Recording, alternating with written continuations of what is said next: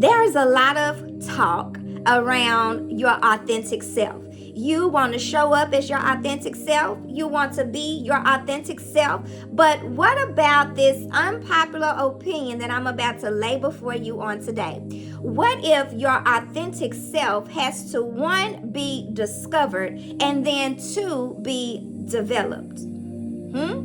What if this authentic self that you really want to be, that you really want to show up as, that you really want permission to, flourish in, is really a version of you that you're familiar with? It's the only way that you know yourself. It's the only version that you know about yourself. And the "this is how I am" is now what you label and what you have, inferred is your authentic self. I am Alexis Piper. I am a speaker. I am a Christian lifestyle mentor and coach, strategist, and I am happy to be back before you on today. I'm happy to be back recording again. And so let's get on into this unpopular opinion that I am presenting to you to raise your eyebrow, to get you to consider another perspective about your authentic self. Okay? You're saying, and we say, my truth. Your truth has a limited perspective. It's limited by the experiences that you've had in your life. Yes? It's limited by the circumstances that you have had to endure. Yes? It's limited by the things that you have learned, the lessons you've learned, the trials you've had, the challenges you've been met with, the things that you have really had to go through, and it has made you who you are today. Yes? And it's not, normal for us to think that that's limited. We think that's my truth. But I want to suggest to you that there are things about yourself that you know not of. There are dormant seeds in the soil of your womanhood that are wanting to awaken. There are seeds of potential. There are seeds of possibility. There are seeds of destiny. And that is, if you will allow me to talk to today. This unpopular opinion that authentic self has to, one, be discovered and two, be developed. So how do you discover what you think is your truth? What do you have to do to go from "this is my truth and this is just how I am" to discover you still got seed in the ground? What do you have to do in order to discover, i.e. awaken to other facets of your bloom? Other petals of your flower, other mechanisms of your operating system, other forms to your femininity. And it's going to require you to begin to get curious, and instead of making a declarative statement of "this is my truth," to start saying, curiosity is starting to have you to say, I know this is how I am, but who am I now? Who am I now? I know I was like that before, and then that situation caused me to be how I am now, but who can I become? I know that I dealt with that and it caused me to be this way, but what else? How else can I be? Because I'm challenging the part of you that got stuck in the hurt, that got stuck in the disappointment, that got stuck in the challenge, that got stuck in the mistreatment, that got stuck in rejection, that got stuck and isolated in abandonment. I'm talking to that part of you that got lost in church wounds, that got lost in leadership hurt, that got lost in comparing and competing and forcing and striving. I'm talking to the seed in the ground. And now this curiosity has to come forth because you're having to discover what really is my authentic self. Because if how I am was created by the things that I have experienced, that must not be, you got it, your authentic self. So now we have to discover, and this curiosity is an element of a higher call that's coming forth, because your truth, your current truth, has to now bow to a discovering of possibility, of hope, of transformation, of surrender, of future you. And now it's going to require the courage. It's going to require the courage to shift and shed. It's going to require the courage to shift and shed. I'm talking about now this discovering is now causing you to shift so that you can be developed and then begin to shed. See, we don't want to shed what we feel like is our truth. We don't want to shed what we feel like is who we are. But I remember, it might be who you are. And I'm not discounting or discrediting things that you have had to endure. Okay? And a lot of times we write letters to our younger selves. We write letters to younger self, and it's written to remind her. It's written to encourage her. It's written to allow her to mend, and it's written to introduce her to how far you've come. And we commend you for that. And now you are saying that this is your authentic self and that this is your truth. But now, in this unpopular opinion of the courage to now shed and shift, to discover and then be developed beyond who you think you are, so that you can awaken the curiosity to say, okay, well, who can I be? Or is this it? There was a point in my life where I began to say there has to be more to life than this. There has to be more to this love, relationship, dating stuff than this. There has to be more to myself than this. And I believe that that's where you are. If not for the first time, for the second, third, or fourth time, because as long as you are alive, you should be discovering and developing. As long as you are alive in your marriage, in your singleness, in your faith, in your womanhood, in your parenthood, you should be discovering and developing. You should be shedding and shifting. Yes? Because if not, we become stagnant, we become complacent, and we become dormant, non-responsive to our own destiny. And so in this unpopular opinion, for now knowing and choosing to stop saying this is my truth, but and removing from the vernacular of this is just how I am, because that is truly a limiting belief. That is truly a limiting statement that you are declaring over yourself. that you are speaking about yourself, that you are telling your future, girl, this just what it is. It is what it is. And that is not true.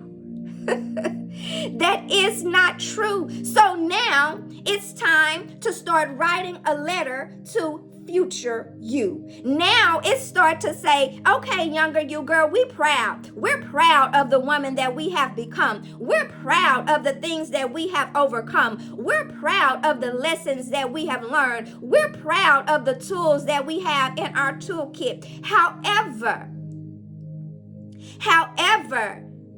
there is more to life than this. There is more to self than this. There is more to life and myself and to liberty and to enjoyment than what I have experienced. And so future you, we see you. And we're not going to diminish you. We're not going to keep you faded in the backdrop of our past or our familiar experiences. We are going to embrace you too. We are going to welcome you too. We are going to experience the budding of our bloom. We are going to experience how we can flourish beyond this facade of this is just how I am. Because if you believe this is just how you are, you will continue to repeat patterns. You will realize that you're in a cycle of sameness. We are shifting and shedding. Some ways that have been, coped and have worked for you, a coping mechanism that has worked for you up until this point, it's time to shed.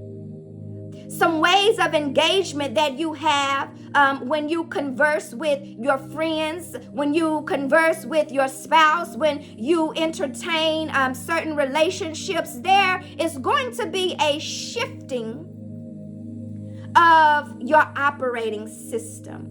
What once was okay and tolerable and accepting is now beginning to shed. It's now no longer pacifying. It's now no longer, it doesn't feel good anymore. We are discovering a new facet of your femininity. We are discovering and allowing curiosity to lead you to the courage you need to shift some things of how you govern, of how you operate, of how you talk, of how you move, of your mannerisms, of your methodology, of your mindset, of your movement. And now we are shedding what is now excess, what is now no longer beneficial, what is now no longer congruent to the trajectory of your life, of your future, of your own prayer requests, of God's plans for you. Higher positioning of your womanhood is trying to come forth. There is a higher positioning of your womanhood that is trying to come forth. Oh, she's at the door. Oh, you see her, you feel her, and you sense her. And now it's time to no longer suppress her, quiet her, shrink her, deny her of her full bloom.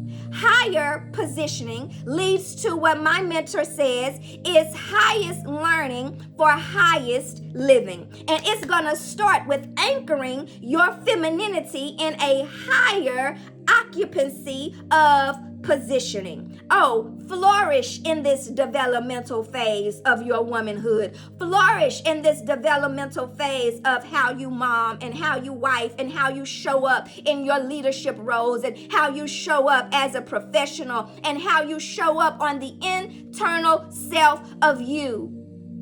You don't have to respond that way anymore. You don't have to harden your heart and say, I'm not going to let that happen to me anymore. You don't have to make these personal vows to yourself that protect and preserve yourself from getting hurt, rejected, abandoned, looked over, passed over, unappreciated, unseen, unheard, unvalued anymore. Higher, higher, higher, flourish. Oh, it's good to be back. It's good to be back, baby. Welcome to the Beautifully Woven Woman's YouTube channel. I am calling you higher. The plans of destiny on your life is calling you higher. You have to flourish in discovery. You have to flourish in development so that you're not living in the denial, in the limitation of your truth and of my authentic self. Your authentic self is your divine design. Your authentic self is you in your higher positioning state. Your authentic self is in you rising beyond the remnants and residue of your past. Your authentic self is in you expressing your femininity in what I call the finer things. You in your authentic self is to experience the courage to shift and shed and then welcome, receive, and embrace.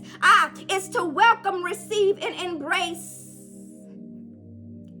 so that you're not denying yourself of the future plans and positioning and state of being that is calling your name. And so I would like to invite you to a Mentorship Masterclass that I am hosting on April 24th. Go ahead and pull out your calendar right now and save the date in your phone. Make the space on your calendar right now so that you can learn and discover in this Mentorship Masterclass how you can represent excellence. Excellence represented in the higher positioning of your femininity so that you can remain poised in problematic environments, because sometimes the problematic environment is what you are saying is your truth. Sometimes the problematic environment is what you are saying is your authentic self, because you are agreeing with the resistance and what is in opposition to your own positioning in the higher, finer things for your femininity to flourish, to bud, to bloom, to blossom. Sometimes the problematic environment is your own internal state of being. Sometimes the problematic environment is your own internal narrative that you tell and declare over yourself. Sometimes the problematic environment is how you respond when you are triggered and tempted, because you revert and you remember younger you. And that's why I'm telling you that it's time to reintroduce yourself so that you can represent excellence beyond the familiar things. Don't let life and the familiar version of you push you around or hold you down. I'm sent to call you higher. I'm sent to position you in your highest occupancy for your femininity so that you navigate life and its challenges from a purposeful living and a more prosperous being. Your authentic self has a pure form that is not to be compromised by your life experiences. I feel the need to say that again. Your authentic self has a pure form that is not and cannot be compromised by your life experiences, nor by the limiting perspective that you have about yourself. April 24th. Come into representing excellence, not according to the world's way, but according to the curiosity and the courage to shift, shed, discover, and develop this higher positioning for your femininity to function in your most fulfilled state. Because, homegirl, the facade of my truth and how you hide and limit yourself behind those words and this is just how I am and this is my then authentic self can be awakened, can receive a fresh wind, can receive a fresh oil, can receive another touch so that you can say, oh, this is how I can be. Oh, this is the more that I can explore. It's good here. It's peaceful here. It's freedom here. Okay? So I look forward to hosting you on April 24th in our Mentorship Masterclass, Representing Excellence, Remaining Poised in Problematic Environments.